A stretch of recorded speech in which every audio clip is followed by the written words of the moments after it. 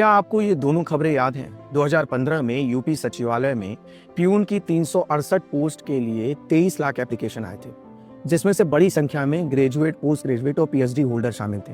और फिर 2018 में यूपी पुलिस में दूरसंचार विभाग में 62 संदेशवाहक और चपरासी के पदों के लिए 93,000 एप्लीकेशन आए थे और उनमें भी पोस्ट ग्रेजुएट, ग्रेजुएट और पीएचडी होल्डर्स ने आवेदन किया था। और ये किसी एक प्रदेश का किस्सा नहीं है।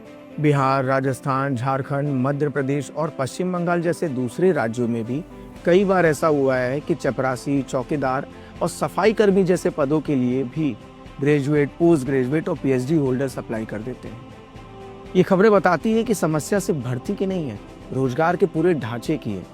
जब पढ़े लिखे लोग 4th ग्रेड की नौकरियों के लिए अप्लाई करना शुरू कर दें तो ये शिक्षा, रोजगार और आर्थिक अवसरों के बीच में असंतुलन का संकेत होता है। हालांकि देश में बेरोजगारी होने और रोजगार के अवसर कम होने के कारण ऐसे मामले सुनाई पड़ते हैं, लेकिन यहाँ पर सिर्फ सरकार पर ही सवाल नहीं उठता है। उन युवाओं से भी सवाल जरूर होना चाहिए जो इतने पढ़े लिखे होने के बावजूद 4th ग्रेड की नौकरी के लिए अप्लाई करते हैं। क्या उन्हें अपनी शिक्षा पर रत्ती भर भी भरोसा नहीं है?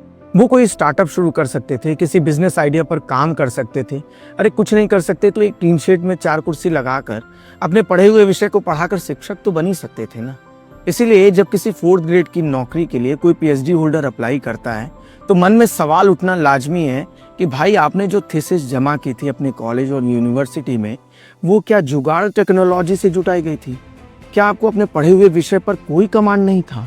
और ये सब मैं इसलिए कह रहा हूँ क्योंकि अभी हाल ही में सुप्रीम कोर्ट ने मद्रास हाई कोर्ट के एक आदेश को रद्द कर दिया जिसमें एक बैंक अटेंडेंट को बहाल किया गया था।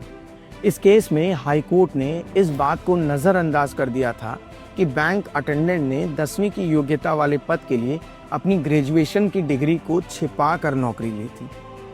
हालांकि झूठ की उम्र ज़्यादा लंबी नहीं होती और सच तो सामने आना ही था। सोचिए कि अगर ऐसी कम योग्यता वाले पदों पर भी कोई ओवर क्वालिफाइड व्यक्ति अप्लाई करके नौकरी ले लेता है तो उन असली पात्रों और योग्य उम्मीदवारों का क्या होगा जो किसी आर्थिक और सामाजिक कारण से अब तक पिछड़े हुए थे। इसलिए हमेशा सरकार से ही सवाल मत करिए, खुद से भी पूछिए कि जो डिग्री मेरे पास है क्या वो सिर्फ कागज का टुकड़ा मात्र है या फिर उससे मेरी जीवन शैली और समाज में कोई बदलाव लाया जा सकता है।